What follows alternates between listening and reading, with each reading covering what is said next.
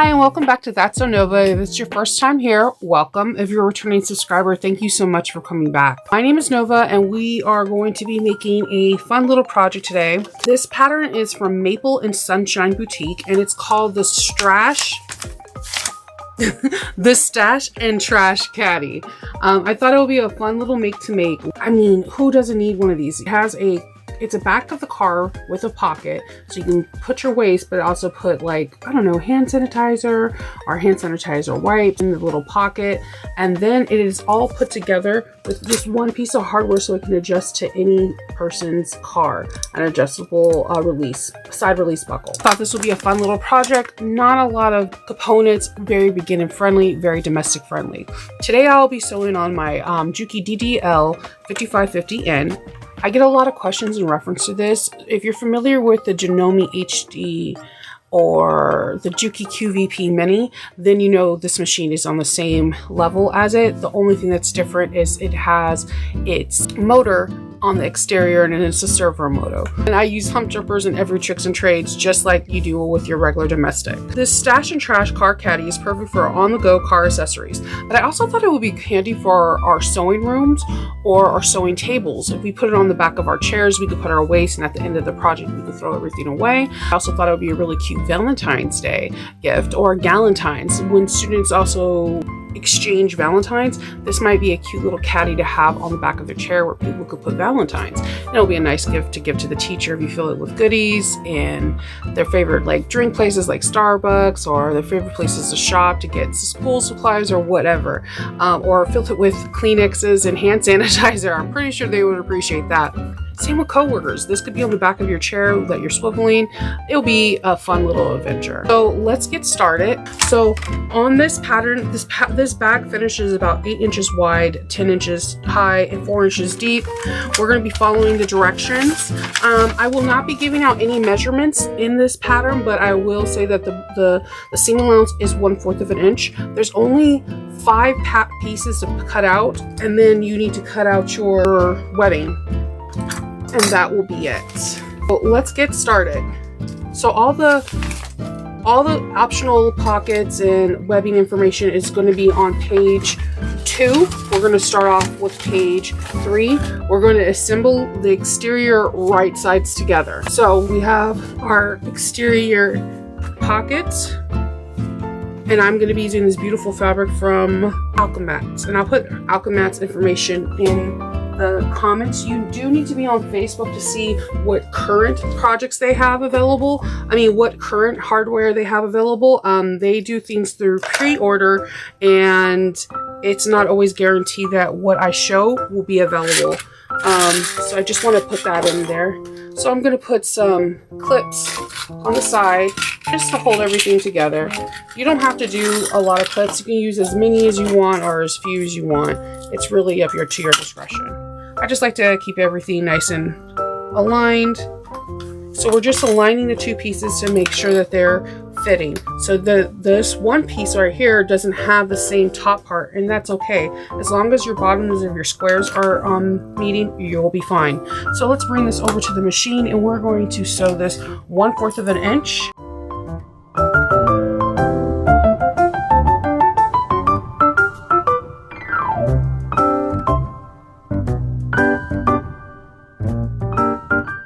Box our corners.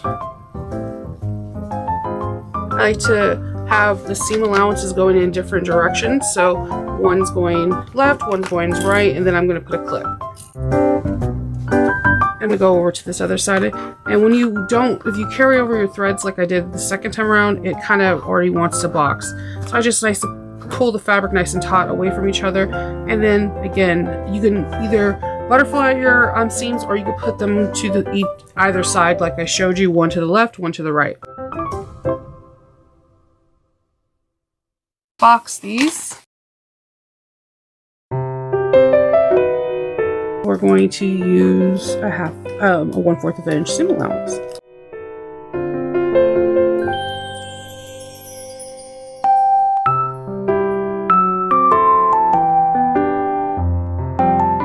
Make sure you backstitch.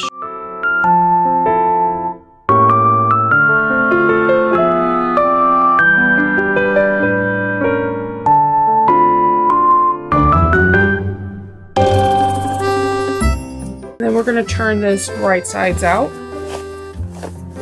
Just give this a nice little finger pressing the corners, poking the seams out. It's already looking super cute. On this, we're going to lay your exterior so you can see the taller part, not the shorter part, down facing you. And then we're going to measure in, and we're going to base the straps in. We're gonna, from this top corner, and I'm just going to put a little chalk mark. We're going to do the same thing on this side. If you can't tell by the red, I am Gryffindor. Gryffindor! This is going in my car. Everyone in my house is either Slytherin or Ravenclaw, so this is going into the main car just to make them upset. Yeah, I said what I said. I'm not gonna I'm not gonna sugarcoat it. I'm proud of my Gryffindor status. Okay, so I'm going to base this on.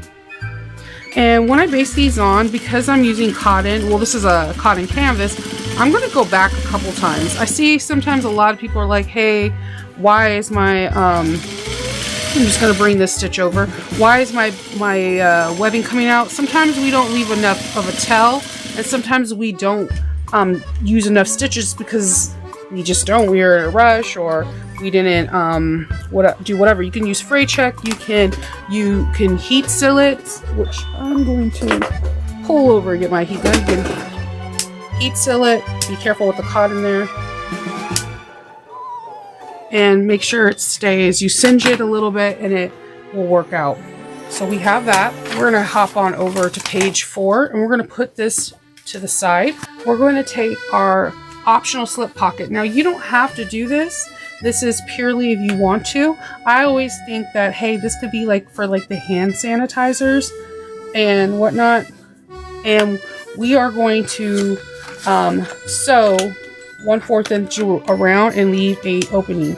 Now, this is where if you're a beginner, or even if you're not a beginner, this is where I love to draw my seam allowance, because I know when to pivot if my pen decides to work.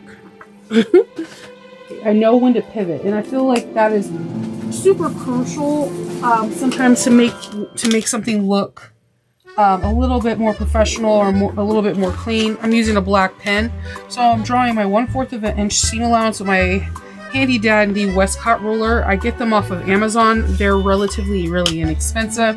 They're usually like under $5. They're plastic. I have sewn through these. These have been melted, edge painted, you name it, I've done it, and I don't care. I love these rulers. They're amazing. And we're gonna leave a opening at the top of this. So what we're gonna do is I'm gonna start on one side, go up and down, and backstitch up. Backstitch across and down. So let's start on one side.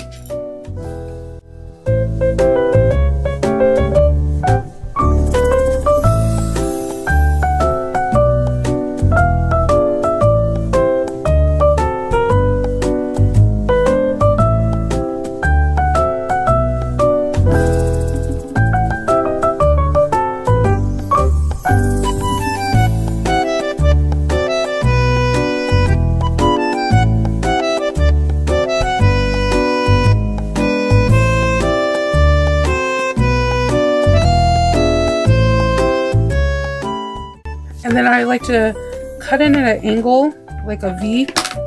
My scissors these are a little bit sharper. Or the scissors I was originally going to use. I cut like a little V. And then if you want to, you can bring this to your iron, or you could just finger press it. I like to put down the area that we're going to be closing up, just so it knows where it needs to go. Let me get this.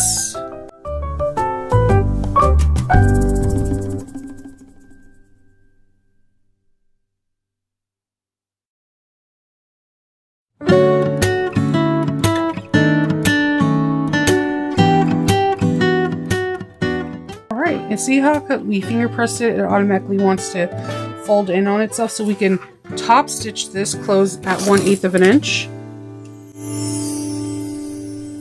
If you're going to use scissors like I do, I don't suggest that.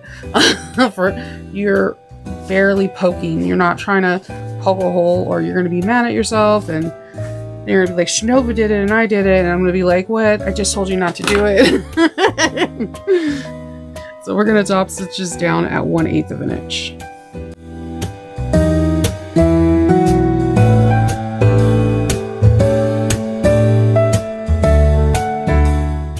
So we're going to grab the back of our lining piece. And we're going to place this on here, and we're going to pin it in place. The measurement is on how you're going to need to measure it is on page 4, and it's in the 3rd paragraph. You could use double-sided tape to help you out. But I'm using water-resistant canvas and water-resistant canvas and just regular canvas. So a couple of pins will do the job fine. Or can get the job done. You can't do this with like self-healing fabrics that don't fray. Sewing this on at 1/8, and I like to first go in at an angle, like a triangle, and then put my needle down. And then back stitch off. I'm really rough on pockets, same with my family, so I always try to reinforce wherever I can.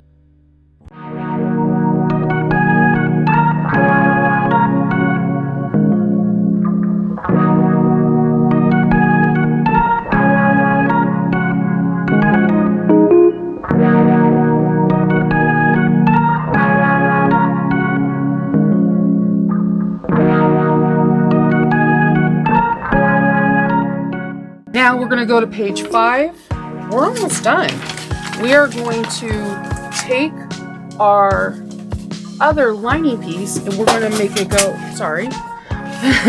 We're going to make these, we're going to have them sit right sides together. And we're going to clip. And then we're going to leave an opening for our birthing. The bigger the opening, the better, but you need to have some room to box the corners. Now for this, we're going to go across and down using 1/4 of an inch as well.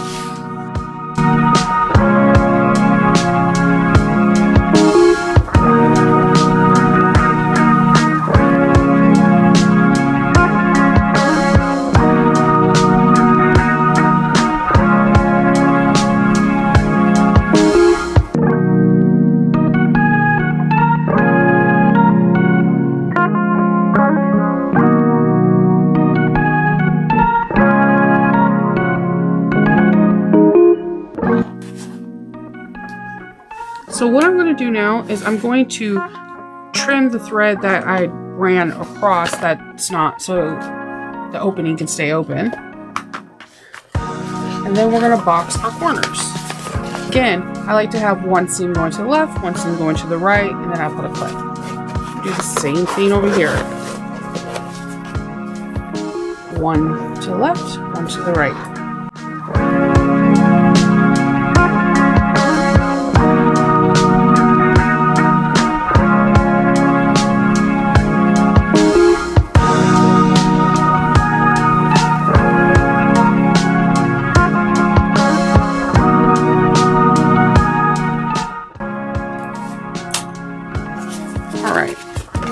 So what we're going to do here is, again, this is going to be our birthing hole, and this is where we're going to sew this down when we are putting these together. So we're going to trim all the excess, and we're going to take our bag, and we're going to make them have right sides together. So we're on the outside of the lining. And then I'm just gonna butterfly open the side seams on the top. Always do the seams first. Now you could do the right and left on that too if it's easier for you. whenever I know I'm going to top stitch, I always consciously try to make a butterfly opening. We're going to stuff our webbing in here. Then we're just going to clip around.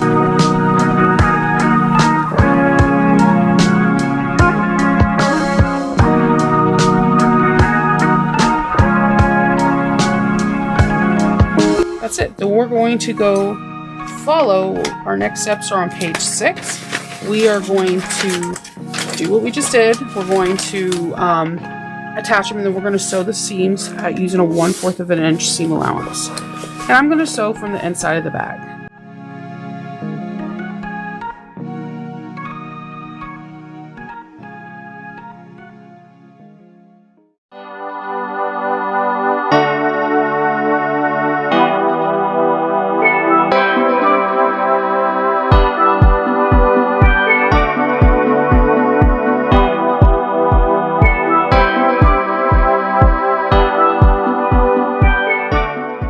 To bring this over to the table,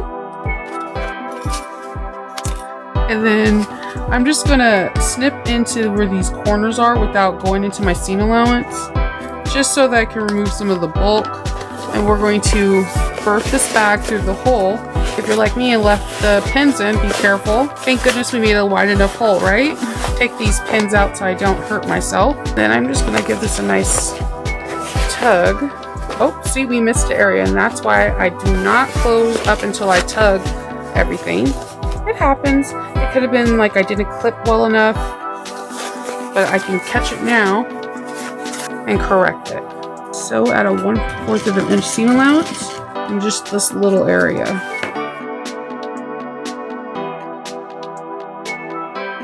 I'm gonna do the tug again. Make sure. I should have pinned better.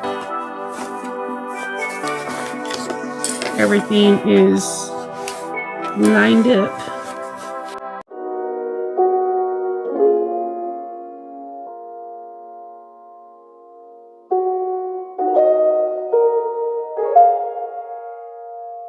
Everything is good. So then what I'll do is I'll poke out these corners on both the exterior and the interior so I can close up this pocket. And then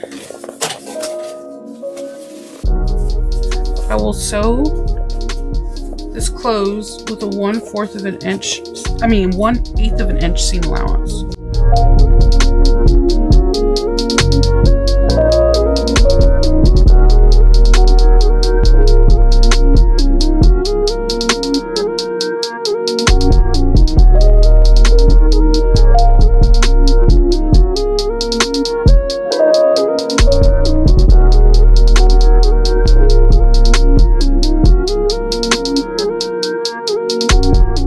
Put our lining inside our bag.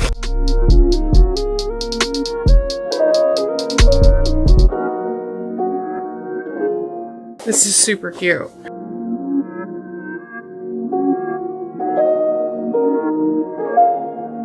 I'm just going to go into the corners and just lift these up a little bit. Sometimes the edges just want to collapse on itself. You just need to roll the seam out a little bit. It'll be okay.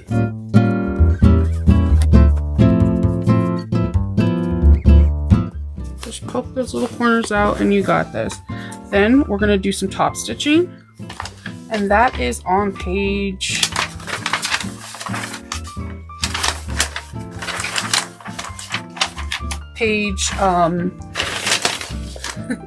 6. So we're going to do the whole top stitching. Now you can do a couple things with this top stitching. You can go from the bag's outside and just follow it. You can turn the bag inside out and top stitch it. You can top stitch it from the inside and truss your bobbin. It's really up to you. I am going to go from the outside because this has like a wide mouth that I don't feel like you have to turn it lining sides out.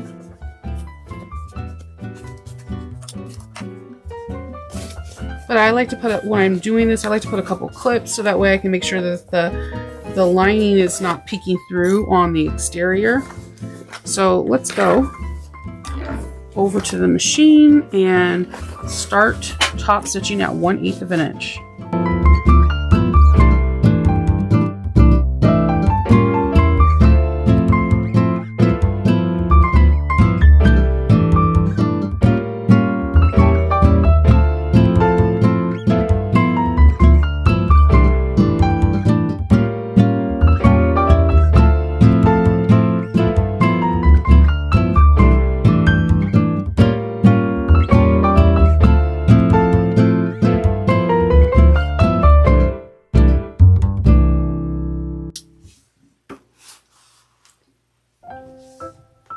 Okay, we're trimming those excess. Okay, so all we have to do now is put our side release. I couldn't find like a jet black one. I know I have tons of them, so I decided to go with this antique one because I thought, why not? You know, it's super cute. Let's go for it. So we're gonna side release the buckle open, and the side that has the buckle, we're going to be using our 10-inch web, and we're going to feed it in, and I'm going to cinch my thread, and we're going to fold it over on itself, and we're going to stitch a box on it on our sewing machine.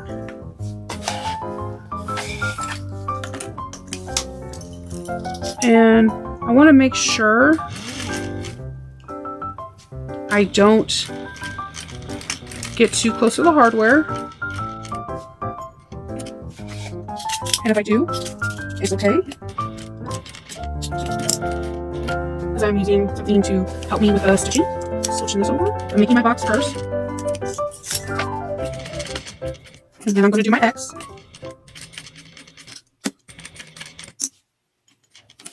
That was a really messed up X, but it's okay. I will love it. It's not too bad. Okay. And then we're going to grab all those threads, and then we're going to put this so you can adjust and you can slide how far you need to go up or down on. And I'm gonna fold this over. I have really thin webbing, so I'm just going to stitch this down, because one side you would stitch down if this part was an adjustable. Mine's is not. So what you would do for a regular one is you would fold it over 3 times, and then this will be fine and you can just adjust. But for some odd reason, this particular sling side release doesn't have it, which is interesting. So I'm just gonna instead fold it over and then make a box on this one, and then I can just hang it from the back of the car seat.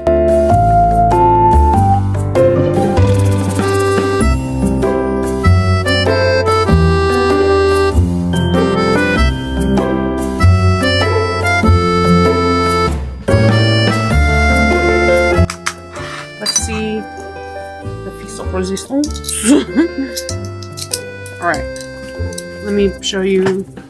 In this, you have a beautiful, I'm trying to remove the threads, a beautiful car pocket, a car waste basket where you can put all your stuff, and you have an adjustable strap if you have an adjustable one.